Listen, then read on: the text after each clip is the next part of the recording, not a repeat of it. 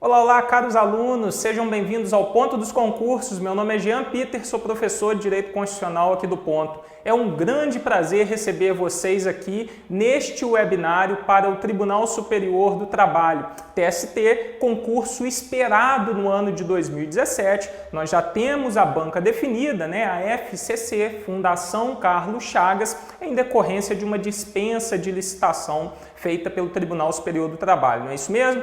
O concurso do TST, meus amigos, promete. Por quê? Teremos vagas aí para nível médio, né, para técnico e para analista. Analista da área administrativa, analista da área judiciária, tá joia? Com suas peculiaridades de atribuições e também conteúdos programáticos aí previstos, né, no edital que virá para você. Meus caros, o concurso do TST é extremamente esperado, principalmente por aqueles que têm afinidade com a área trabalhista, não é isso mesmo? E agora em 2017 ele virá com força e se prepare, porque a concorrência não vai ser fácil, tá joia? Nós temos aí a FCC como banca, uma banca tradicional em concursos públicos para tribunais da área trabalhista. Sabemos que a FCC não é uma banca fácil e sabemos que o seu concorrente está estudando a todo vapor já há muito tempo, não é isso mesmo, galera? Então, vocês tiveram aí a oportunidade de ontem estar com a professora Júnia, com o professor Macarrão, né, passando aí dicas fundamentais para você no português. A mim hoje caberá comentar algumas coisinhas com você a respeito do direito constitucional e logo após vocês terão aí mais aulas com os demais professores da casa, beleza? Perceba bem, galera, concurso para nível médio, por exemplo, né, um dos ramos aí de vagas que nós teremos para este concurso do TST em 2017. Onde você faz concurso, por exemplo, para ganhar próximo ali, né, acima de R$7.000 para nível médio. Ah, tem Câmara, né? É verdade, tem Câmara aí também saindo. Mas, galera, TST é uma excelente oportunidade para você ingressar no concurso público. Via de regra, tribunal, ele costuma convocar vários candidatos. Então, não se assuste, não desanime com o número de vagas iniciais ali previstos, né, no edital, galera, beleza? Porque se você for olhar o último edital do TST em 2012, também foi a Fundação Carlos Chagas que elaborou o concurso, não é isso mesmo? Nós tivemos ali poucas vagas inicialmente, né, previstas no edital e ao final foram convocados mais de 800 pessoas. Então, perceba bem, você deve se dedicar aos estudos, não deve desanimar, deve acordar mais cedo, almoçar mais rápido, dormir mais tarde, beleza? Abdicar um pouquinho da vida social para garantir a sua aprovação. Tudo jóia, galera? Tranquilo? Bom, quando a gente vai falar no direito constitucional, a gente tem editais, né, conteúdos programáticos diferentes, né? Se nós formos considerar o edital de 2012, o cargo, né, de técnico judiciário veio com um edital muito reduzido, um edital gostoso de trabalhar, né? Eu gravei uma aula demonstrativa, mais ou menos um mês e meio, um mês atrás, tá lá no site do Ponto, podem assistir, né, lá na videoaula demonstrativa, também tem no YouTube, onde eu comento ali o edital, falo o que tem maior preponderância para cair, faço questões atinentes ao último concurso do TST, principalmente para o cargo de técnico, né, nível médio. Então, dei uma olhada lá, a gente conseguiu trabalhar um conteúdo bacana naquela videoaula, beleza? Aí, quando nós vamos olhar o edital, né, o espelho de edital, estou considerando de 2012, a respeito dos cargos de analista, principalmente da área administrativa e da área judiciária, nós temos um conteúdo do direito constitucional maior, né? É natural isso. Agora, um conteúdo maior que não é tão mais complicado que o de técnico. A bem da verdade, as questões que são elaboradas, normalmente para analistas, são um pouquinho mais complexas. Mas vocês verão, faremos aqui na aula de hoje também algumas questões para analista que com o estudo adequado, com a preparação adequada você vai superar sem problema nenhum. Beleza, galera? Tranquilo? Olha só, hoje não é sexta-feira, mas já é hora de começar os trabalhos, né? Então vem comigo aqui para o quadro, eu vou te mostrar basicamente o que a gente espera de edital, tranquilo? Tanto para técnico quanto de analista. Analista para a área administrativa e área judiciária, né? Ela não muda muito, com alguns acréscimos, por exemplo, controle de constitucionalidade para a área judiciária, tá? Mas fica fácil da gente trabalhar. Seja bem-vindo ao ponto, então, espanta a preguiça, deixa esse WhatsApp aí de lado, aquela pessoa que está te mandando mensagem aí agora, fala para ela esperar que você vai começar a sua trilha, né, para aprovação no seu concurso público agora, beleza? Vem comigo, galera, olha só. Então vamos fazer um webinário aqui, basicamente para o TST, vamos fazer comentários a respeito de ambos os cargos aí, beleza? Tanto para técnico quanto para analista. Pessoal, olha o que você pode esperar, você que vai fazer o concurso aí para técnico da área administrativa. Princípios fundamentais, meus amigos, isso daqui tudo que eu vou falar para técnico é disposição comum para de analista, beleza, pessoal? Então você aí que vai fazer o de técnico já saiba que o seu conteúdo vai ser bem menor do que a galera que faz o de analista. Ó, então, princípios fundamentais, meus caros, vocês podem pegar ali basicamente do artigo 1º ao artigo 4º. Pessoal, quem já assistiu às minhas aulas antes sabe que eu sempre gosto de colocar os dispositivos constitucionais aqui, porque a Constituição vai ser o instrumento do seu trabalho. Você que é um concorrente dos bons, já vai fazer o quê, galera? Separar o material, já vai verificar ali o texto da sua Constituição. Pelo amor de Deus, volta para mim. Se você vai estudar a Constituição Federal, não adianta pegar aquele seu vade-mecum, aquele livro que você pegou ali do seu amigo, aquele seu amigo que fez direito há um tempo atrás e você quer aproveitar esse material. Galera, pelo amor de Deus, tá joia? Quando você vai estudar a Constituição, o melhor veículo para fazer isso é pelo site do Planalto. Por quê? Havendo alguma emenda constitucional inserida no texto da Constituição, que modifique o texto da Constituição até a publicação do seu edital, meu amigo, você vai estar com o conteúdo atualizado. Tá ok? Beleza? Então, muito cuidado com essa história de estudar Constituição pelo vade-mecum antigo, né? Pelo aquele código antigo. Muito cuidado na hora de estudar pelo material do coleguinha, pelo aquele material daquele concurso que você fez há muito tempo. Galera, infelizmente ou felizmente, né, porque o direito acaba tentando acompanhar a vida, o direito é muito mutável, as coisas mudam de um dia para o outro, beleza? Então não estude por material desatualizado, pelo amor de Deus, hein? Tranquilo? Site do Planalto você vai encontrar a sua Constituição atualizada. Aí teve um conhecido que falou uma vez que o rapaz virou para ele e falou assim: eu estou procurando a Constituição Federal aqui, cara, mas eu só acho a de 1988, cadê a de 2016? Isso foi o ano passado. Pô, pelo amor de Deus, né, galera? A Constituição Federal é de 1988, tá joia? Nós sofremos aí periodicamente atualizações no seu texto por força de emenda constitucional. Mas se você for procurar, não vai ter Constituição Federal de 2016, beleza? Não sei se isso é piada ou o que é, se aconteceu isso mesmo, mas me contaram e no dia eu achei uma sacanagem danada. Mas, tirando isso, vem comigo para o quadro Direitos e Garantias Fundamentais. Ó, direitos e deveres individuais tem em todas as provas, então você vai estudar o seu artigo 5º aqui, tá ok?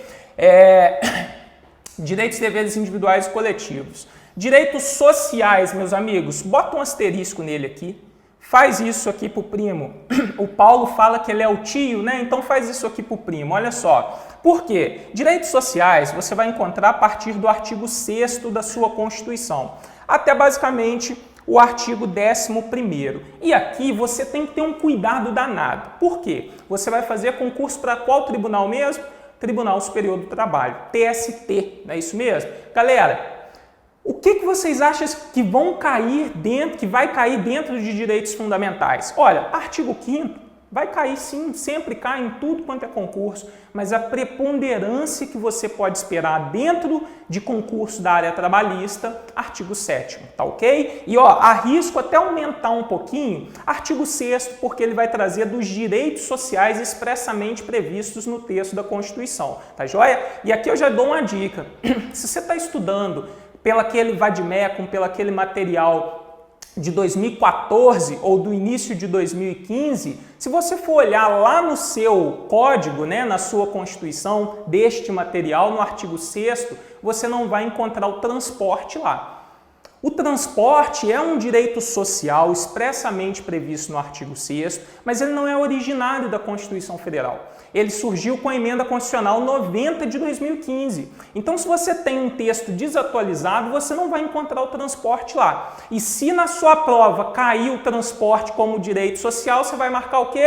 Errado, porque você está estudando pelo material incorreto. Beleza? Tranquilo? Muito cuidado, então, com aqueles direitos sociais expressamente previstos no artigo 6º e preponderantemente, pessoal, muito cuidado com o artigo 7º da Constituição. O artigo 7º traz os direitos sociais aplicados aos trabalhadores urbanos e rurais, né? Aplicados também aos trabalhadores avulsos e muitos deles aplicados aos trabalhadores domésticos. Então, quer dizer, tem uma riqueza de detalhes no artigo 7º que a prova do TST, tanto para técnico quanto para analista, pode te cobrar, beleza? E ó, arrisco aqui uma questão, hein? Artigo 7º vai vir na sua prova. Tranquilo, galera? Beleza? Bom demais. Volta para o quadro comigo. Nacionalidade. Nacionalidade nós podemos ver o conteúdo basicamente no artigo 12, né? Que vai trazer quem são brasileiros natos, quem são os naturalizados, como que é a tratativa do português na Constituição Federal, quais são os cargos privativos de brasileiros natos, como que se perde a nacionalidade, tá ok, meus amigos? Então, nós temos com preponderância o artigo 12. O artigo 13 vai trazer ali, né, os símbolos nacionais, tá ok? Direitos políticos. Direitos políticos estão basicamente ali do artigo 14 ao artigo 16, tá joia? 14 ao artigo 16. Perceba que não cai artigo 17 na sua prova, hein, galera? Quem vai fazer de técnico aí, ó, quem vai fazer analista também vai verificar que não cai esse conteúdo, tranquilo? Então, aqui só vai até direitos políticos. Administração pública, ó, marca um asterisco também, arrisco uma questão aqui, hein? A administração pública, você vê do artigo 37 ao artigo 41. 37 ao artigo 41, beleza? Olha só, pessoal, quem vai fazer o concurso de técnico está mais tranquilo em se tratando de organização dos poderes. Por quê? Quem já leu alguma vez na vida o artigo 2º sabe que são poderes independentes e harmônicos entre si. O executivo, o legislativo e o judiciário, que na verdade não representam poderes, mas sim funções essenciais do Estado brasileiro, beleza? Para a prova de técnico só vai cair poder judiciário. Para a prova de analista, o pessoal vai ter que estudar ali poder legislativo, vai ter que estudar poder executivo também, beleza? Tranquilo? Vem comigo para o quadro, mas não se anime tanto, meus amigos. Por quê? Poder judiciário não é pequeno não, tá? Poder judiciário vai do 92 até o 126 da sua Constituição. Olha só a quantidade de matéria. E ó, marca outro asterisco aqui que vai cair poder judiciário na sua prova. Ah, Jean, o que você arrisca dentro de poder judiciário? Meus amigos, disposições gerais. Órgãos que compõem o poder judiciário. Quais são aqueles órgãos que integram a estrutura do poder judiciário?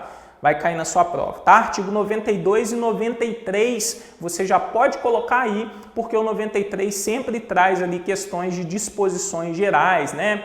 O ingresso do juiz na carreira, a estrutura efetivamente ali, verba remuneratória dos membros do Poder Judiciário. Nós temos ali também, vindo para o 94, quinto constitucional, nós temos garantias do Poder Judiciário no artigo 96, no artigo 99. Então essas disposições gerais do 92 até o 99, porque o 100 traz precatórios. Para sua prova eu não acho que precatório seja uma matéria tão efetiva, né, no artigo 100. Mas do 92 ao artigo 99 você tem que saber essas matérias. Tranquilo? Bom, então ó, faz o asterisco porque disposições gerais do 92 ao 99 tem grande chance de vir na sua prova. Jean, mas o que vem na minha prova? Supremo Tribunal Federal.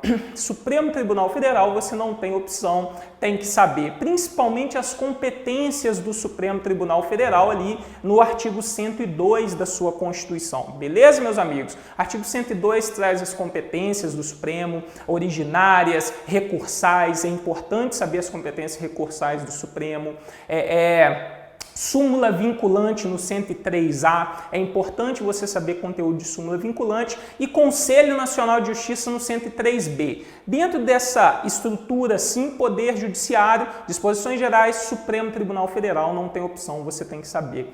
E mais um, pessoal, que a gente tem que saber dentro de Poder Judiciário. Olha, tribunais trabalhistas, claro. Então nós temos que conhecer lá a estrutura da Justiça do Trabalho no artigo 111, passar pelo 111A, que vai trazer o TST, tá joia? O 114, perceba, o 114 é importante, vai trazer as competências materiais da Justiça do Trabalho. 115 vai trazer o TRT, Tribunal Regional do Trabalho também, beleza? Fundamental. Dentro de Poder Judiciário, foco: disposições gerais, Supremo Tribunal Federal e tribunais trabalhistas, beleza? Vai cair questão aqui, hein? Se não uma, duas questões na sua prova, beleza? Vem comigo para o quadro. Funções essenciais da Justiça, meus amigos. Aqui nós podemos ver Ministério Público, advocacia pública, advocacia privada, né, e a defensoria pública, basicamente aqui, ó, 127 a 135. Tranquilo? Beleza? Esse é o conteúdo esperado aí para a prova de técnico. Quem vai fazer de analista vai aproveitar tudo isso daqui que a gente falou e vai acrescentar um pouquinho mais, ó. Analista da área administrativa, os princípios nós já falamos. Aqui entra um conteúdo novo, né? A aplicabilidade das normas constitucionais, normas de eficácia plena, contida, limitada, famosa teoria do professor José Afonso da Silva, normas programáticas, tá joia? É importante esse conteúdo aqui para vocês que farão a prova de analista.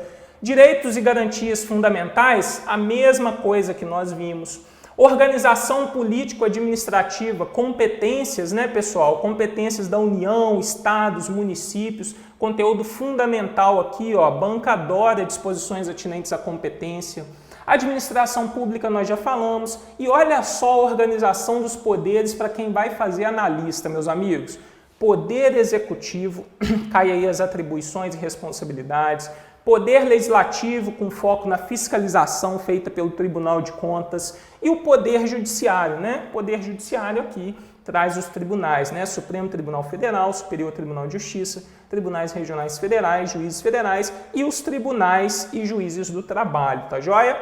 E as funções essenciais à Justiça. Meus amigos, aí, quem vai fazer a parte de analista judiciário, né, analista da área judiciária, vai ficar com um acréscimo de conteúdo. Controle de constitucionalidade, por exemplo, cai na sua prova. E ó, controle de constitucionalidade é bom estudar legal, viu? Porque derruba muito concorrente bom.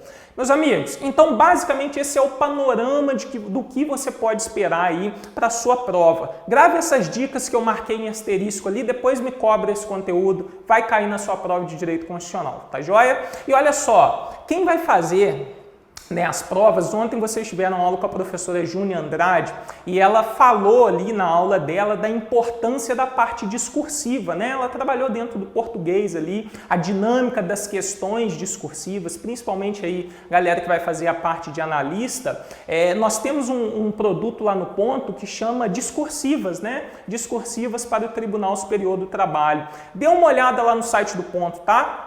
A composição, né, o trio desse pacote somos eu, a professora Júnia Andrade e o professor Marco Antônio Macarrão. Eu trago aí as disposições atinentes a questões, a estudo de caso, para vocês trabalharem o conteúdo, e os professores do português vão trazer para vocês aí a estrutura textual, a gramática aplicada no texto. Não se enganem, galera, se vocês souberem bem o conteúdo, já estão metade do caminho caminhado, né? Andado.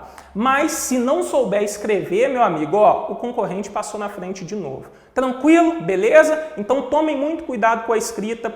Sugiro a vocês que deem uma olhada lá no site do Ponto, na parte de discursivas. Procure a discursiva lá do seu interesse e tenho certeza que nós poderemos te ajudar bastante nessa empreitada. Beleza? Bom, Agora chega de bate-papo, chega de conversa, vamos abrir os trabalhos efetivamente no conteúdo de direito constitucional.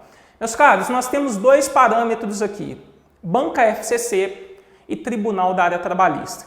Então, o que eu proponho para a gente trabalhar? Conteúdos básicos aqui do direito constitucional, mas que você já pode esperar na sua prova.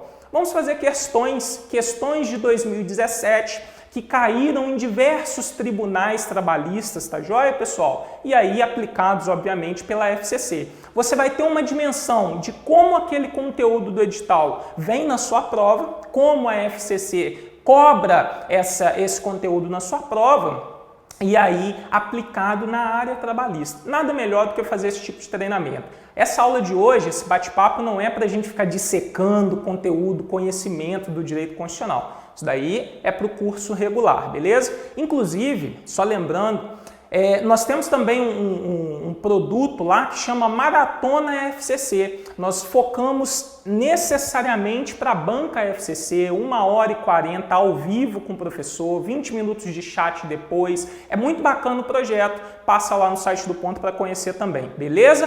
Sem delongas, vem para o quadro comigo, galera. Vamos começar as questões aqui da FCC, sempre aplicadas, tá? Em 2017, na sua maioria, e em tribunais trabalhistas. Assim você vai ter a dimensão de como isso pode vir na sua prova.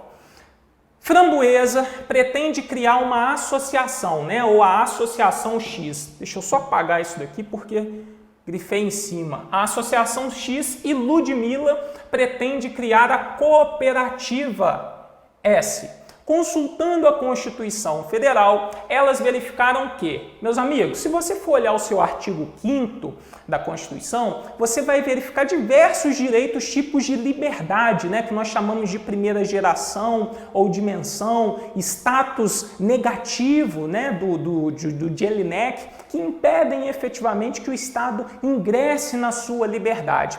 Uma das liberdades constitucionais previstas no artigo 5º é a liberdade de associação, beleza? A regra é que é livre a associação para fins lícitos, vedada de caráter paramilitar. Meus amigos, qual que é a regra para você criar uma associação?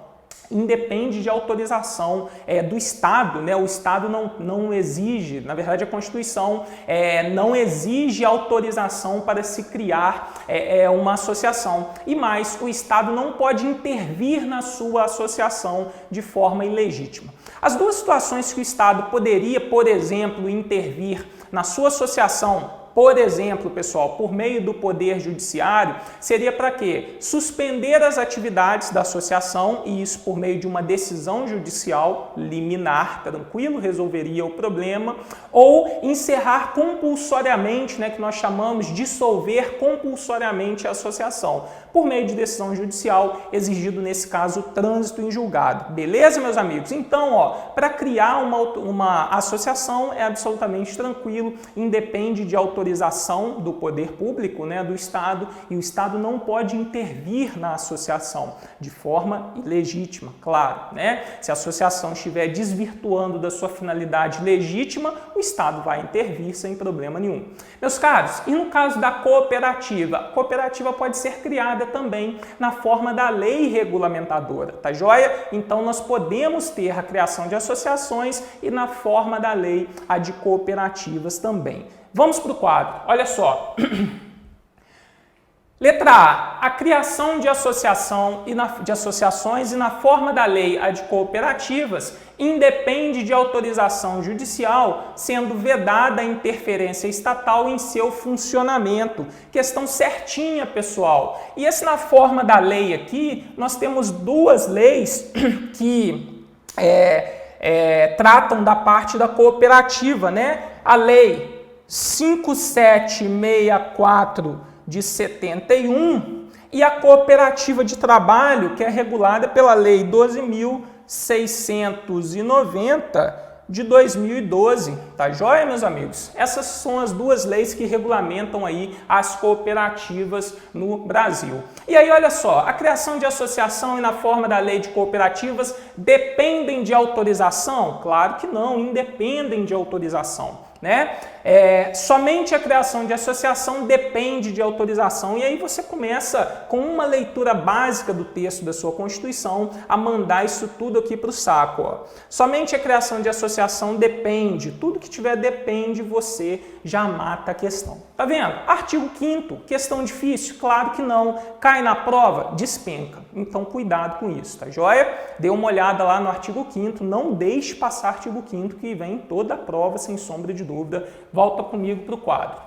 2. Também 2017, hein? Vamos lá. Silmara, brasileira naturalizada, verificou a Constituição Federal Brasileira a respeito de possível extradição de brasileiro naturalizado. Assim, constatou que, dentre os direitos e deveres individuais e coletivos, está previsto que, meus amigos, quando nós falamos nessa ideia de extradição de brasileiro naturalizado, você tem que entender o seguinte: a Constituição Federal, no seu artigo 5º, inciso 51, prevê, via de regra, tá joia, pessoal? Cuidado com isso. O brasileiro nato jamais será extraditado. Essa é a regra, tá? Porque a Constituição fala: nenhum brasileiro será extraditado, vírgula, salvo naturalizado. Quando ela fala esse salvo naturalizado, ela já te dá uma informação. Nenhum brasileiro nato será extraditado. E aqui eu já coloco uma ponderação para você, beleza? Nenhum brasileiro nato que esteja em gozo da sua nacionalidade brasileira. Claro. Por que eu estou falando isso? Há pouco tempo atrás saiu aquela manchete no jornal, na internet, que o Supremo Tribunal Federal tinha autorizado a extradição de uma brasileira nata, né? Os professores de Direito Constitucional receberam um monte de mensagens aí dos alunos falando: mas como é que pode? Aquela aula se falou... Galera, naquela situação, uma brasileira nata que foi para os Estados Unidos, casou-se por lá, adquiriu a nacionalidade, né, norte-americana, ela passou por um processo administrativo aqui no Brasil e, obviamente, perdeu a sua nacionalidade. Perceba, a perda da nacionalidade não é automática, não é imediata, mas fato é que passou-se por um processo no Brasil e perdeu a nacionalidade. O marido faleceu, ela era a principal suspeita, veio para o Brasil. O que aconteceu? Estudou-se então a possibilidade de ela ser ou não extraditada, porque foi brasileira nata, porque ela perdeu a nacionalidade, então ela não era mais brasileira nata, tá? É a mesma coisa, eu sou casado, se eu separar, se eu me divorciar, eu vou ser o quê? Divorciado, eu não vou ser casado mais, né? Essa ideia é muito tranquila. Portanto, nessa hipótese, o Supremo autorizou a extradição dessa brasileira, né, ou ex-brasileira, que era nata e, portanto, perdeu. Brasileiro nato pode perder a sua nacionalidade se adquirir a outra nacionalidade, tá, de outro país, salvo em 2 exceções. Se o Estado estrangeiro reconhecer a nacionalidade originária, claro, então o Estado estrangeiro fala: não, você é brasileiro nato e assim nós reconhecemos. Ele mantém as 2. Ou se o outro Estado, né, o Estado estrangeiro, em decorrência da sua soberania, exigir a naturalização para a pessoa residir no território ou exercer os seus direitos civis. Nesse caso, ela também mantém a nacionalidade. Mas optou voluntariamente, sem exigência nenhuma, não há reconhecimento da nacionalidade brasileira, ela perde, beleza? Tá, então o brasileiro nato que está em gozo da sua nacionalidade não será extraditado, beleza. E o naturalizado, Jean, pode? Pode em 2 situações. Primeira, em caso de crime comum praticado antes da naturalização, então você tem que ter muito cuidado com esse momento temporal, tá joia? Crime comum praticado antes da naturalização, tá joia? Crime comum praticado antes da naturalização. Ou comprovado envolvimento com tráfico ilícito de entorpecente. Nesse caso, pessoal, o tráfico pode ser antes ou após a naturalização, não tem problema nenhum, beleza? São as informações que você tem que saber aí do seu artigo 5º, inciso 51 da Constituição. Vem comigo para o quadro para marcar o gabarito e correr para o abraço. Olha só, nenhum brasileiro será extraditado, salvo naturalizado, em caso de crime comum praticado antes ou depois da naturalização? Não, depois não, só antes. A extradição de qualquer brasileiro, seja nato ou não, pelo amor de Deus, né? O naturalizado ou não, o nato jamais será extraditado. A extradição de qualquer brasileiro, seja naturalizado ou não, aqui não entra, Nenhum brasileiro será extraditado, salvo naturalizado, em caso de crime comum praticado antes da naturalização ou de comprovado envolvimento em tráfico ilícito de entorpecentes e drogas afins, beleza? Na forma da lei, gabarito correto. A extradição de qualquer brasileiro, seja nato ou não, aí entrou nessa naturalizado, né, galera? Ou não, entrou nessa questão ou não ali, opção não há no Estado brasileiro, beleza? Tranquilo? 3. Também 2017, ó. Simeão e seus primos Silas e Moisés e Diego, né, pretendem trabalhar na empresa W, beleza? Objetivando juntar recursos financeiros para uma viagem internacional, quando completarem 15 anos. Bom, tudo bem, vamos lá. Considerando que Simão, né, tô piorando o nome do cara, é Simão, vamos lá. Considerando que Simão possui 14 anos e 2 meses de idade, Silas possui 13 anos, Moisés possui 12 e Diego 14 anos e 6 meses de idade. De acordo com a Constituição Federal, meus amigos, artigo 7º.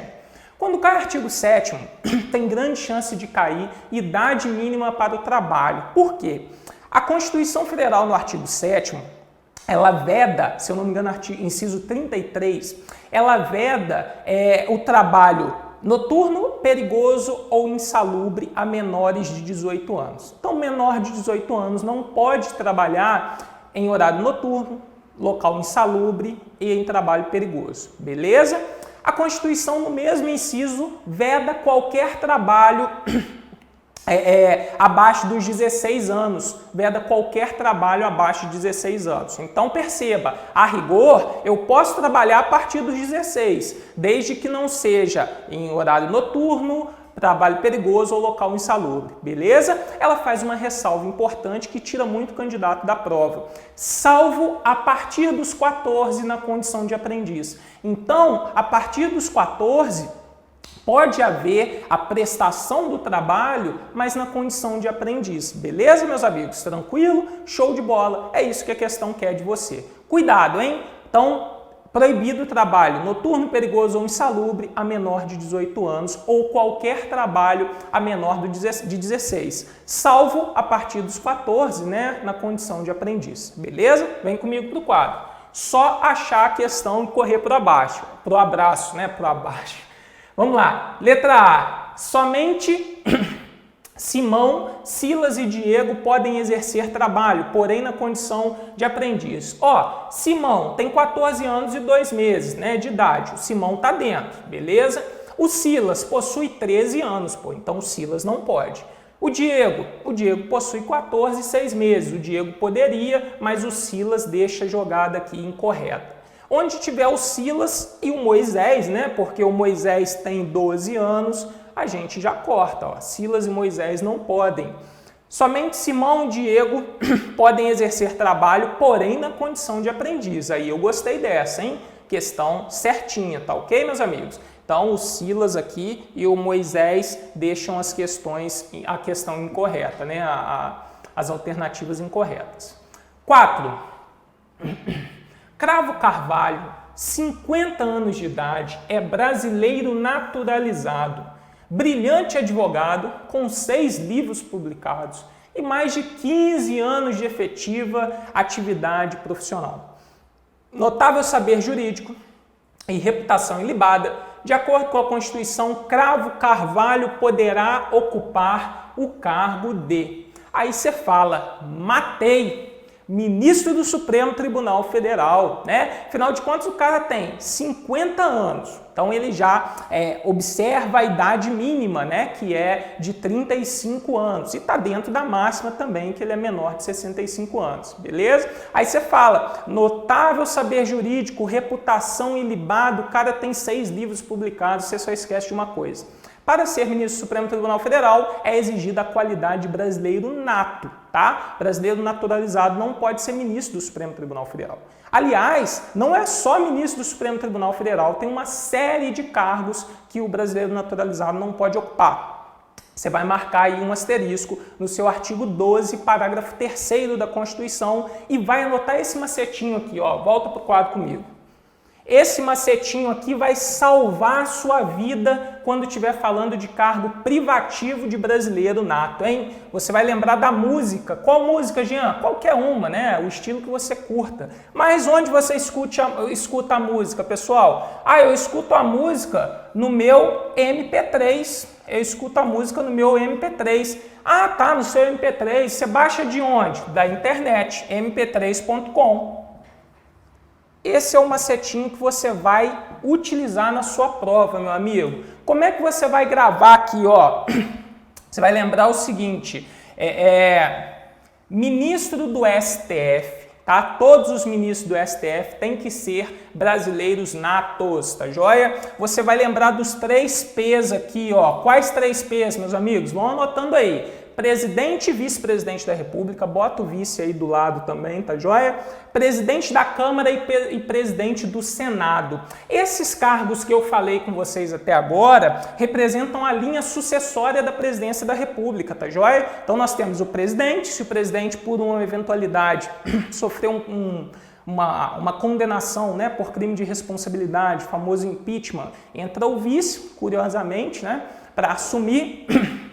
Se o vice, por exemplo, tiver alguma impossibilidade de exercício do cargo, vem o presidente da Câmara. Se o presidente da Câmara também tiver, vem o presidente do Senado. Se o presidente do Senado também tiver impossibilitado, vem o presidente do Supremo Tribunal Federal. Tá joia? Então, linha sucessória da presidência, necessariamente brasileiro nato. E vamos verificar agora os cargos inerentes à defesa do Estado. Beleza, pessoal?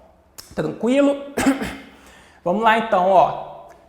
Carreira diplomática, oficial das Forças Armadas, cuidado com esse aqui, é ministro do Estado da Defesa, Qualquer outro ministro de Estado pode ser brasileiro naturalizado, exceto o ministro do Estado da Defesa. Bom, então com o mp3.com você elimina várias questões. Ó, ministro do Estado da Defesa pode ser brasileiro naturalizado? Não. Oficial das Forças Armadas pode ser brasileiro naturalizado? Não. Ministro do Supremo Tribunal Federal? Não. Ministro do Superior Tribunal de Justiça? Pode. Presidente do Senado Federal? Não pode. Cuidado, meus amigos. Resposta letra D. Cuidado porque o brasileiro naturalizado, ele pode ser senador. Ele pode ser deputado, tá joia? Ele não pode ser o presidente dessas casas. Então, nas eleições para presidente da casa, eles não poderão participar. Beleza? Tranquilo? Show! Vem comigo para o quadro. Questão 5. Bibiana é casada com Mundial. Mundial Acabamentos. Eu conheço essa loja aí, ó. Bibiana é casada com Mundial, governador do estado X. Então, Mundial é governador e pretende se candidatar ao cargo de prefeita da cidade Y, pertencente ao estado X. Fúvio, irmão de Bibiana, titular de mandato eletivo, se candidatou à reeleição ao cargo de deputado estadual, do referido estado. De acordo com a Constituição Federal, meus amigos, aqui nós vamos ter o conhecimento, o conteúdo de direitos políticos, tá? No artigo 14, parágrafo 7º, você vai encontrar a inelegibilidade reflexa. O que é a inelegibilidade reflexa, Jean? Ora, é aquela inelegibilidade que atinge o cônjuge, que atinge o parente consanguíneo ou por afinidade até o 2º grau do titular, né, na jurisdição do titular, seja do chefe, né, do poder executivo, claro, seja do presidente da República, do governador de estado e território e do prefeito, tá joia? Inclusive se for por adoção, hein, cuidado com isso. De quem haja substituído nos 6 meses antes, tá joia? É salvo, a única exceção que a Constituição fala é se esta pessoa, que a princípio seria inelegível, já seja titular de um mandato eletivo e candidato à reeleição. Cuidado com isso. Se, por exemplo, a pessoa já é titular de cargo eletivo, mas quer se candidatar a outro cargo eletivo, ela fica inelegível no território do titular, tá joia? Agora, se ela não é titular de cargo eletivo e quer se candidatar, ela fica inelegível no território de jurisdição. Jean, me dá um exemplo? Claro, a Bibiana. A Bibiana, ela é esposa do governador do estado X e quer se candidatar nas eleições a prefeita da cidade Y, né, pertencente ali ao estado X, ao município, né, integrante do estado X. Ela pode se candidatar? Não, ela é inelegível. Por quê, meus amigos? Dentro da área territorial do estado, nós temos, por exemplo, os cargos no município, que são prefeito e vereador, né? Então, a Bibiana, então, não pode se candidatar ao cargo de prefeita, mas ela poderia se candidatar ao cargo de deputada estadual como seu irmão? Não. Por quê? Todos aqueles cargos eletivos que estejam vinculados àquele estado tornam as pessoas ali inelegíveis. Então nós temos prefeito não pode, vice-prefeito não pode, deputada estadual não pode, deputada federal não pode, senadora pelaquele estado também não pode, governadora não pode. A única exceção que a Bibiana estaria legitimada a se candidatar seria, por exemplo, se no primeiro mandato, né, primeiro mandato ali do seu marido mundial, ele renunciasse 6 meses antes da reeleição para se candidatar, por exemplo, a outro cargo. Neste caso, ela se tornaria elegível, tá joia? Mas aqui não é a situação.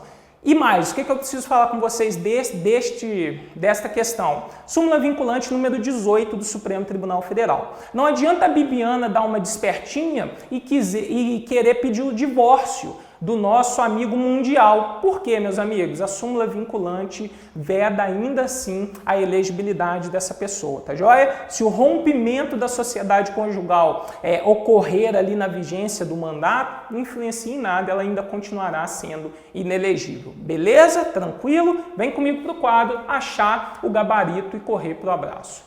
Bibiana e Fúvio são elegíveis? Não, a gente viu que Bibiana não é. Bibiana e Fúvio são inelegíveis no território de jurisdição de mundial? O Fúvio não é, pessoal. Por quê? Porque ele já é titular de um mandato eletivo e candidato à reeleição. Tranquilo? Somente Fúvio é inelegível? Não, Fúvio não é inelegível. Somente Bibiana é inelegível no território de jurisdição de mundial. Boa, letra D, correta. Bibiana e Fúvio são inelegíveis, né? Aí o Fúvio a gente sabe que é elegível, tá ok? Pelo menos ele sendo candidato à reeleição. Meus amigos, questãozinha que costuma vir picante, hein? Mas olha só o macete para você arrebentar nesse tipo de questão. Prefeito da pequena metrópole Y está com dúvidas a respeito da competência para estabelecer e implantar políticas de educação para a segurança no trânsito. Assim, consultando a Constituição, verificou que se trata de uma competência concorrente entre União, Estado, Distrito Federal e Município, privativa da União, comum da União, Estado, Distrito Federal e Município, privativa de cada município, privativa dos Estados e do Distrito Federal. Quando você vai estudar organização do Estado, você necessariamente estuda repartição de competências. Por quê? Vivemos num Estado federado, né? Soberania vai para a República Federativa do Brasil. Autonomia para os entes federados. União, Estado, Distrito Federal e municípios. Cuidado, território não é ente federal. Fato é, União, Estado, Distrito Federal e municípios têm competências administrativas e competências legislativas. O que é cada uma? Administrativa, fazer alguma coisa, realizar alguma coisa, também chamada de competência material ou substancial. Legislativa, o nome já indica, legislar, beleza? Sobre alguma coisa. Galera, o critério de distribuição de competência é a predominância do interesse. Via de regra, então, aquele interesse que seja predominante vai competir a uma unidade da federação legislar. Então, ou administrar. Por exemplo, interesse local, cabe ao município. Interesse regional, aos estados. Interesse geral, da União. Essa é a via de regra. Quando cai essa ideia de organização de competências, o que você tem que saber necessariamente? Competências administrativas e legislativas que estão no artigo 21 ao artigo 24. Isso te ajuda a eliminar muitas questões só com um macetinho. Quer ver? Vem comigo para o quadro. Ícaro, abre uma tela em branco aqui para mim, por favor. Só para eu dar um macetinho para o pessoal aqui. Galera, depois desse macetinho aqui, seus problemas irão acabar com... Aqui, Ícaro, abre uma tela em branco aqui. Consegue? Depois da questão 6. Seus problemas irão acabar com organização de competências, hein, meus amigos? Beleza. Galera, o que vocês vão fazer para mim? Ó, quem está podendo anotar, anote, porque esse bizu você não pode perder. Opa, pera aí. Esse daqui é o pulo do gato no estudo da competência, hein? Se você perder, só assistindo o vídeo de novo. Então, ó, nós falamos que nós temos competências administrativas e legislativas. Beleza, meus amigos? Quando a gente vai estudar esse quadrinho aqui, vocês vão estudar necessariamente as competências da União Federal, tá joia? As competências da União estão lá do artigo 21 ao artigo 24. Galera, competências administrativas, anotem, elas sempre vêm por meio de verbo. Verbo. Estabelecer, instalar, explorar, conceder, administrar, emitir, sempre vem por meio de verbo, tá joia? Sempre vem por meio de verbo. Beleza. Competências administrativas, pessoal, elas podem ser de duas formas. Exclusivas ou comuns. Exclusivas ou comum, né? Vou colocar comum aqui mesmo. Aí, competência legislativa, Jean. Competência legislativa pode ser privativa ou concorrente.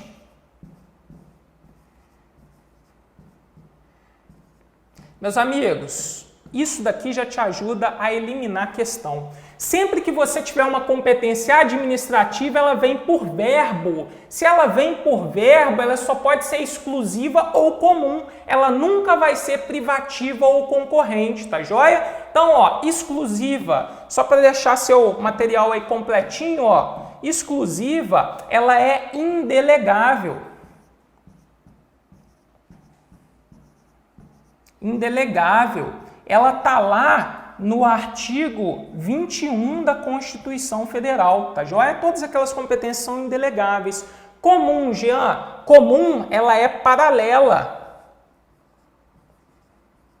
O que quer dizer competência paralela? Quer dizer que União, Estados, DF, Distrito Federal, mais municípios exercerão de forma cooperativa.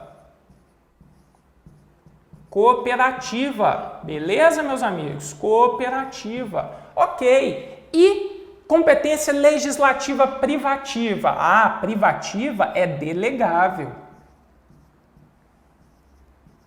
Ela é delegável a quem, Jean? Ora, a União, por meio de lei complementar, pode delegar aos estados... Opa, saiu uma assinatura aqui no lugar do S, né? Vamos lá. Pode delegar aos estados mais Distrito Federal, tá joia? Significa que a União vai delegar parte da competência para tratar de assuntos específicos, beleza? Vamos lá, pessoal. Galera, depois no finalzinho eu respondo pergunta, tá? Só para a gente dinamizar aqui a questão da aula, que eu estou em outra questãozinha. Vamos lá. Concorrente, competência concorrente. Competência concorrente, meus amigos, ela vai ser da União sobre normas gerais, beleza? Sobre normas gerais e dos estados mais DF sobre normas específicas, né? Sobre normas específicas. Estado e DF, pessoal, vão poder complementar, suplementar a legislação geral da União naquilo que for pertinente, tá joia? Sobre pontos particularizados. Se não tiver norma geral da União, estados e Distrito Federal legislam de forma plena, beleza? Legislam de forma plena, e aí, na superveniência de uma lei geral da União, a lei estadual e do Distrito Federal vai ficar com a eficácia suspensa naquilo que foi incompatível com a norma da União. Meus caros, o que vocês não podem fazer aqui? Vocês não podem cruzar esse quadro. Jamais vocês podem cruzar esse quadro. Competência administrativa sempre vai ser exclusiva ou comum, você identifica pelo verbo. Legislativa sempre vai ser privativa ou concorrente, beleza? Vamos para a questão, ó. Depois o Ícaro vai tentar gravar esse quadrinho aqui para vocês olharem. Vamos para a questão. Galera, só para identificar, vocês já viram o gabarito aqui na hora que eu apertei, mas olha só.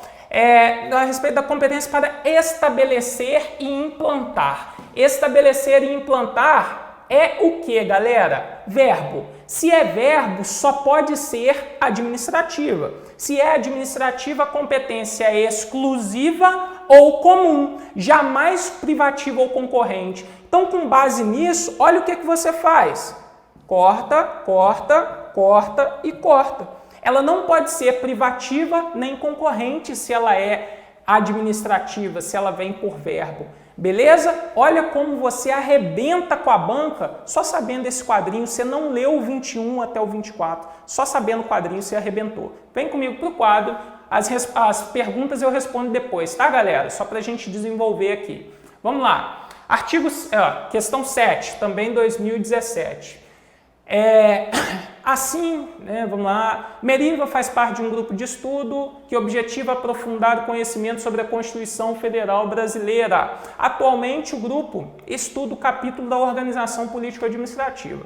Questionada pelo seu colega de estudo, Felício, sobre a competência para legislar sobre orçamento e legislar sobre direito processual. Meriva respondeu que, meus amigos, se a competência é legislar, ela só pode ser o quê? Privativa, a gente viu no quadrinho, ou concorrente. Privativa ou concorrente, beleza? Se pode ser privativa ou concorrente, pode ser comum, meus amigos? Não. Então a gente já corta a letra A, a gente já corta a letra C. E aí um macetinho para vocês gravarem as competências a respeito de direito. Como é que você vai gravar quais as competências são privativas da União? Quais as competências são privativas da União? Artigo 22 da sua Constituição. Tem isso daqui, ó. Capacete,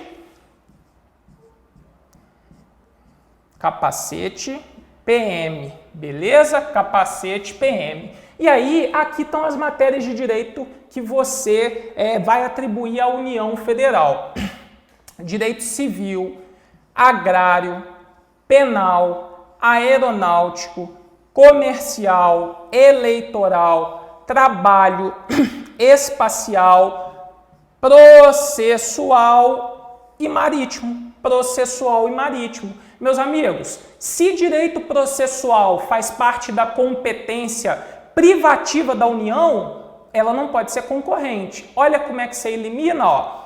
Privativa da União, todos os dois? Você ainda não sabe. Então, beleza, deixa ela aqui, a letra D. Olha a letra B. Concorrente entre a União, os estados e o Distrito Federal. Não, por quê? Legislar sobre direito processual é competência privativa. Aí você fica entre a D e a E, né? Você vai ter que lembrar o quê, meus amigos? Ora, orçamento é competência concorrente, está lá no artigo 24 da Constituição. Se você ler o artigo 24, meu amigo, você não precisa necessariamente ler o artigo 22. 24 é menor, tá joia? Então, letra E é a nossa resposta, competência concorrente da União para legislar sobre orçamento, né? E competência privativa da União para legislar sobre direito processual, beleza? 8. Sérgio, servidor público da administração direta, e candidatar-se-á nas próximas eleições municipais para o cargo de prefeito.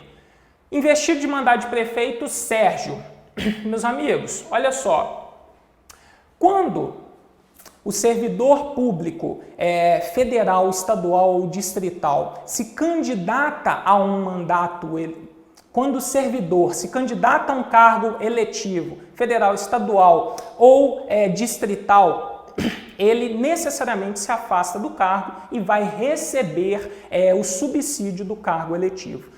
Quando a gente traz para o município, tem duas opções, prefeito ou vereador. Se ele se candidata a prefeito, que é o nosso caso aqui, o que vai acontecer? Necessariamente ele tem que se afastar do cargo público efetivo, mas ele pode optar pela remuneração. Se fosse vereador, Jean, o melhor dos mundos, ele poderia cumular, havendo compatibilidade de horários, cumular o exercício do cargo efetivo e do mandato eletivo, tá ok, meus amigos? Se não houvesse compatibilidade de horários, ele teria que se afastar conforme o prefeito, e poderia optar pela remuneração. Essa disposição vem comigo no quadro, tá no seu artigo 38 da Constituição, tá joia? Disposições atinentes à administração pública. Então, olha a letra D. Será afastado do cargo, emprego ou função, sendo-lhe facultado optar pela sua remuneração, seu tempo de serviço será contado para todos os efeitos legais,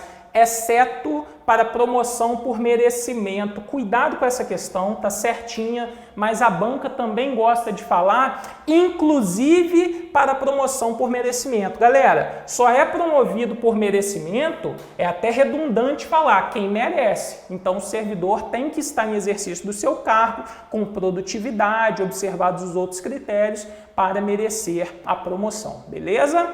9. De acordo com a Constituição Federal, para os juízes que farão parte da composição dos tribunais regionais do trabalho, olha só, a idade, meus amigos, a idade para você fazer parte de um tribunal regional do trabalho, ela é de 30 anos, então você tem que ter ali pelo menos 30 anos de idade e menos de 65 anos de idade, beleza? Tranquilo? 30 anos de idade. Ah, Jean, se eu tenho 29, eu posso? Não, você não pode, tá joia? Então acaba que a idade é um critério limitador para você exercer um cargo no Tribunal Regional do Trabalho. Beleza, meus amigos? Tranquilo? Vem comigo para o quadro disposições que você encontra ali, no seu artigo 115 da Constituição. Tranquilo? Beleza? Então, é requisito limitador, uma vez que deverão ter mais de 30 e menos de 65 anos. Letra A, tá? Não se assuste se a sua resposta vier na letra A, ela vem, beleza? As outras questões, se eu não me engano, vêm falar aqui de idades diferentes, tá joia? O que não é aplicado no nosso caso. Mas grave, hein? Tribunal Trabalhista vai cair na sua prova. Adalberto tem 55 anos. 55 anos. Reputação ilibada, é advogado, bastante conceituado na área do direito do trabalho, há 15 anos. Ó, que beleza! Porém, sempre desejou fazer parte do Tribunal Superior do Trabalho, mas sem a intenção de prestar concurso para a magistratura. Adalberto descobriu, ao consultar a Constituição Federal, que há a possibilidade de realizar seu sonho, pois além dos membros oriundos da magistratura de carreira, o Tribunal Superior do Trabalho, observado o disposto na Constituição, é composto. Meus amigos, no Tribunal Superior do Trabalho, nós temos o que nós chamamos de quinto constitucional. O que é o quinto constitucional? Ora, 1/5 daquelas vagas é reservada ali para advogados com mais de 10 anos de atividade profissional, notório saber jurídico, reputação ilibada, e membros do Ministério Público do Trabalho. Cuidado com isso. Membros do Ministério Público do Trabalho com mais de 10 anos de efetivo exercício. Tá joia? Então, 1/5 dessas vagas são aí o chamado quinto constitucional, reservado a advogado e membros do Ministério Público. Lista sexto, o tribunal da lista sexto tira a lista tríplice, manda para o chefe do Poder Executivo. Bom, e os 4/5 restantes vêm ali dos tribunais regionais do trabalho, por promoção antiguidade e merecimento alternado. Beleza? Tranquilo? Vem comigo para o quadro. Por quê? Tudo que tiver 1/3, pelo amor de Deus, você corta. 1/3 é aplicado ao STJ. Tranquilo? 1/3 é aplicado ao STJ. E agora ficamos com 1/5. O que vai definir a sua questão? Isso daqui, ó. O tempo de atividade, basicamente. 10 anos de efetiva atividade profissional para os membros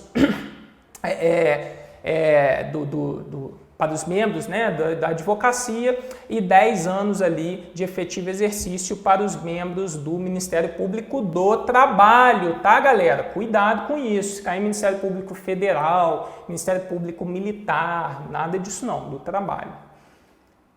11. Deixa eu só beber uma aguinha aqui e a gente já volta.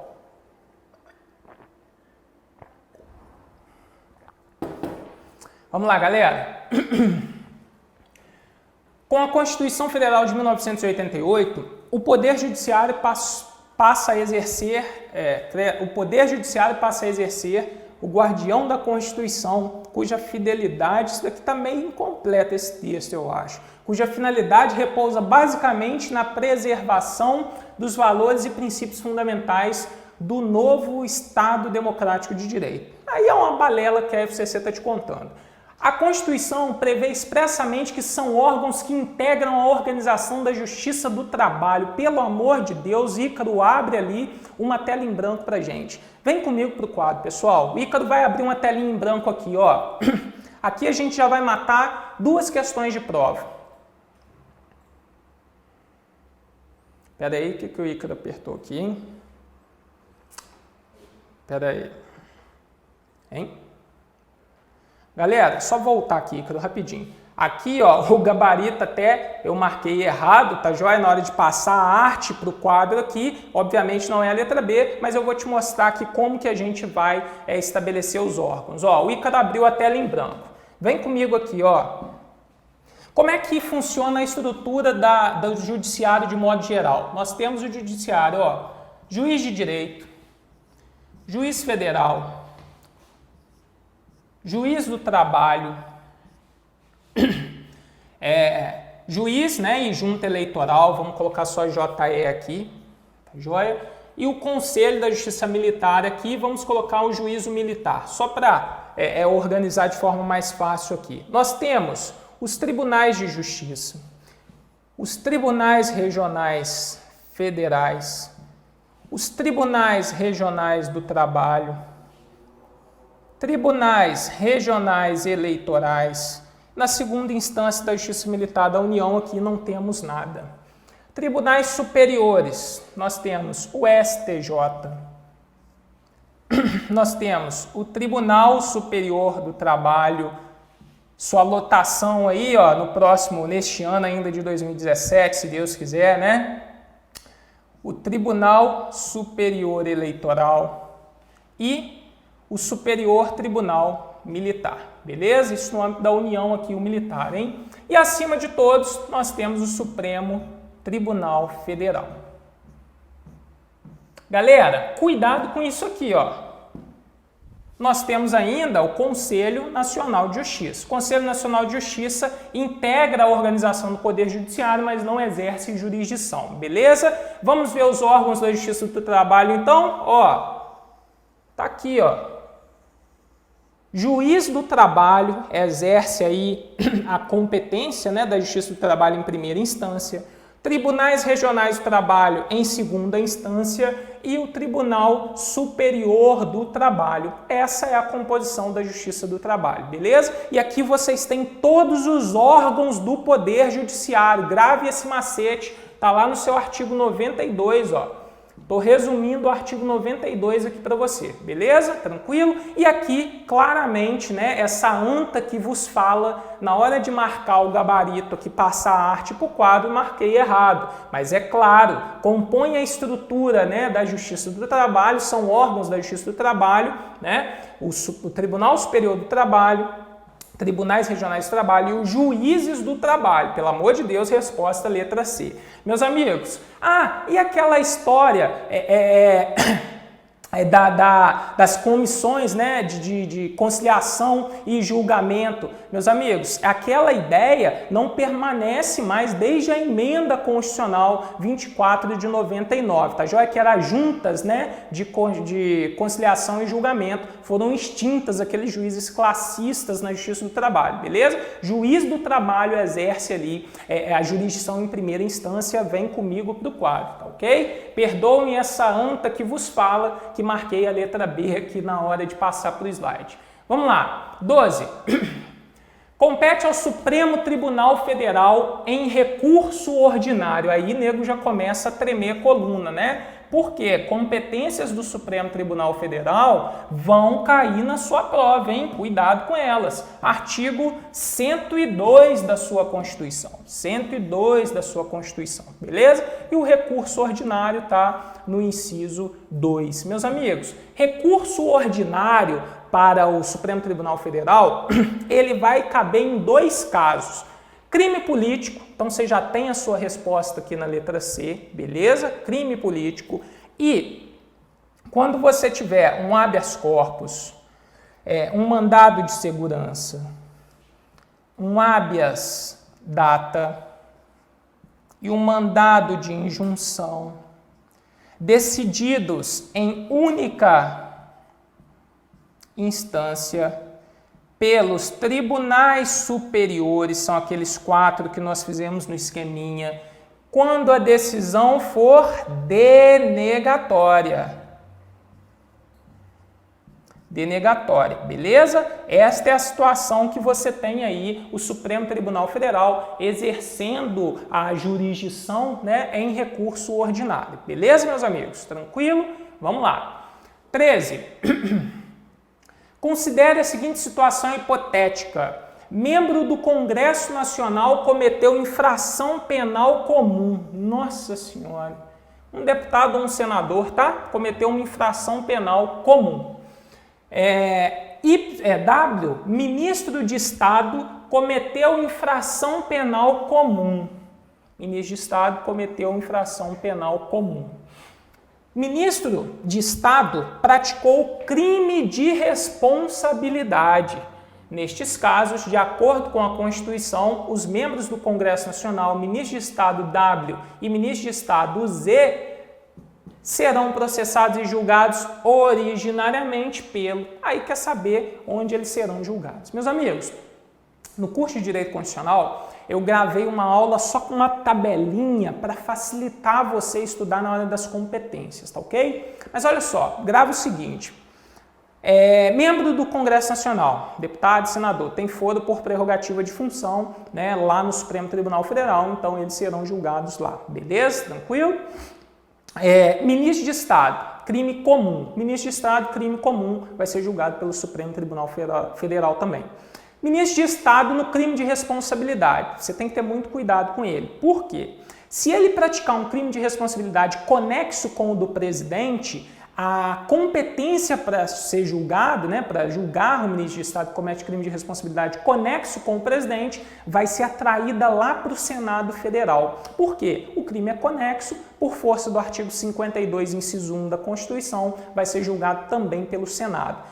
Jean, e se o crime de responsabilidade for avulso? A Constituição, a questão não falou em conexo. Olha, se for avulso, atribuímos ao Supremo Tribunal Federal. Beleza? Tranquilo? Então aqui nós temos o Supremo exercendo aí a competência para julgar originariamente tanto os membros do Congresso Nacional em crime de crime comum, tanto o ministro de Estado em crime comum e, neste caso, tanto o ministro de Estado em crime de responsabilidade. Beleza? Tranquilo? Vem comigo para o quadro, hein? Então, ó, nós temos a preponderância aqui do Supremo Tribunal Federal. Tranquilo? Seguindo. De acordo com a Constituição Federal, o Supremo Tribunal Federal poderá, de ofício ou por provocação, mediante decisão de 2/3, já vou até te indicar, grave esses 2/3 aqui, ó, porque é o quórum para aprovação de súmula vinculante, tá ok, meus amigos? Grave esses 2/3 dos seus membros, após reiteradas decisões sobre matéria constitucional, aprovar súmula que, a partir de sua publicação na imprensa oficial, terá efeito vinculante. em relação aos demais órgãos do Poder Judiciário e à administração pública, direta e indireta, nas esferas federal, estadual, municipal, sem prejuízo do que vier a ser estabelecido em lei, a aprovação, aí aqui vai falar da súmula. Meus amigos, grave o seguinte, súmula vinculante, ela tem a principal função, né, estabilizar a interpretação, estabilizar a aplicação, estabilizar o dissenso, né, entre órgãos do Poder Judiciário, entre o Poder Judiciário e a administração pública, a respeito, por exemplo, da validade de uma norma jurídica. Então, a súmula vinculante é um testículo onde representa a interpretação concedida pelo Supremo Tribunal Federal. E a súmula vinculante, ela pode ser editada a partir de um juízo de provocação, tá joia? Então, por exemplo, os legitimados lá do artigo 103, né, que podem propor ações de controle de constitucionalidade, presidente da República, mesa do Senado, mesa da Câmara, mesa das Assembleias Legislativas, né, e dos estados do Distrito Federal, procurador-geral da República, governador de estado do Distrito Federal, Conselho Federal da OAB, partido político com representação no Congresso Nacional, confederação sindical, entidade de classe de âmbito nacional, perceba, podem provocar a edição da súmula vinculante. E o Supremo também pode agir de ofício. Mas a questão é saber, pode só provocar a edição ou pode estimular aí a revisão ou cancelamento da súmula? Pode revisar e cancelar súmula também, beleza? Então, o cancelamento e a revisão podem ser também provocados pelo mesmo legitimados e pode ser de ofício pelo Supremo Tribunal Federal, beleza? Vem comigo para o quadro. Então, ó, a súmula poderá ser provocada por qualquer cidadão, sendo vedada a provocação de revisão, cancelamento? Não, galera. A revisão de súmula poderá ser provocada por aqueles que podem propor a ação direta de inconstitucionalidade, sendo vedada a provocação para cancelamento? Não, pode cancelar. Aprovação ou revisão de súmula poderá ser provocada por qualquer cidadão, sendo vedada a provocação, começou toda errada, né? Revisão ou cancelamento de súmula poderá ser provocada por aqueles que podem propor a ação direta de inconstitucionalidade. Certinho, aqui você acha, por exemplo, o artigo 103 da sua Constituição Federal, beleza? 15. Marielle ficou extremamente chateada ao chegar na sua empregadora, né, a empresa H, para mais um dia normal de trabalho e encontrar seu computador com uma nova tela de descanso. Essa tela possuía diversos macacos segurando placas com dizeres racistas, né? Só aí você já lembra do crime de racismo, tá ok, meus amigos? Inconformada com o fato, resolveu descobrir tudo a respeito do racismo, do qual foi vítima. Assim, começando pela Constituição Federal, afinal todos devem começar por ela, tá ok? Marinette descobriu que a prática de racismo, meus amigos, racismo constitui um crime inafiançável e imprescritível, sujeito também à pena de reclusão, beleza? Inafiançável e imprescritível. Por que eu falo isso? Porque nós temos, por exemplo, o crime de tráfico de drogas, o terrorismo, a tortura, os crimes hediondos, que por mais que sejam inafiançáveis, eles são prescritíveis, eles não são suscetíveis de graça ou anistia, tranquilo? Você tem que ter muito cuidado com isso, porque a questão pode cobrar. Quais são os crimes inafiançáveis e imprescritíveis? Você tem que lembrar de dois. Ração. Você vai lembrar dessa expressão, crime inafiançável e imprescritível. Ração. Que ração, Jean? Racismo, corta o R aqui, né? Ação de grupos armados, civis ou militares contra a ordem constitucional ou Estado Democrático de Direito. Beleza? Tranquilo? Ração são crimes inafiançáveis e imprescritíveis, tá joia? 3 T's mais hediondos são inafiançáveis, insuscetíveis de graça e anistia. Beleza? Tranquilo? Vem para o quadro comigo. Então nós temos aqui, ó, crime constitui crime inafiançável e imprescritível, previsto no capítulo inerente aos direitos deveres individuais e coletivos. Está certo, está previsto lá no artigo 5º, né? Por mais que não seja ali efetivamente um direito propriamente dito, é uma disposição atinente a crimes, tá? 16. No que concerne à organização do Conselho Nacional de Justiça, faz parte de sua composição. Vem para cá comigo, Ícaro. Vamos tentar voltar naquela telinha aqui, ó, onde eu falei desses órgãos aqui. Meus amigos, vou apagar aqui rapidinho, só para a gente fazer um negocinho aqui, ó. Deixa eu apagar aqui. Como é que eu componho o Conselho Nacional de Justiça? Vou aproveitar o desenho aqui, tá, pessoal? O CNJ 303B. CNJ 303B. A composição do Conselho Nacional de Justiça tem 15 membros, tá joia? Do Poder Judiciário, quais são os membros do CNJ? Olha, do Poder Judiciário, você vai descartar para mim, deixa eu marcar a canetinha aqui.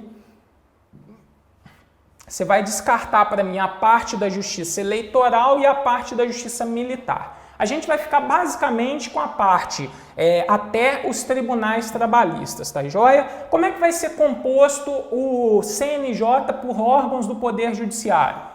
Presidente do Supremo Tribunal Federal necessariamente é presidente do CNJ, tá joia? Nas suas ausências, o vice-presidente do Supremo vai ser o presidente do CNJ, tá joia? Como é que compõe então, galera? Ó, um vem do STJ, vai ser indicado pelo próprio STJ. Um vem do TST, indicado pelo próprio TST. Aí nós temos, olha só, o pulo do gato para você, hein? Só você que está assistindo essa aula vai ter condições de pegar esse macete. Olha só. Nós temos um que vem do TJ e um juiz de direito. Qual que é o pulo do gato? Supremo Tribunal Federal indica um do TJ e Supremo Tribunal Federal indica um juiz de direito. O STJ, Jean, olha, um vem do TRF e um é um juiz federal. Eles vão ser indicados aqui, ó. Eles vão ser indicados aqui, pelo STJ. O STJ indica um desembargador, né, da Justiça Federal e um juiz federal. Aí fica fácil para você, né, galera? Fica fácil, por quê? Ora, aqui, ó, você vai ter que um vem da Justiça do TRT, né, e um é juiz do trabalho. Quem indica? Ora, o TST. E é isso que essa questão aqui à frente quer saber de você, ó. Quer ver? Vamos lá nela. Aqui, ó. Conselho Nacional de Justiça faz parte de sua composição. Um juiz do trabalho indicado pelo Tribunal Superior do Trabalho, questão certinha. Um juiz do trabalho indicado pelo Tribunal Regional do Trabalho. Tá vendo? Se você sabe o macetinho que eu falei, você não cai em nenhuma dessas situações, ó. Supremo Tribunal Federal indica apenas os membros da Justiça Estadual, tá joia? Desembargador do TJ e juiz de direito, tá ok? 17. Vamos lá, ó.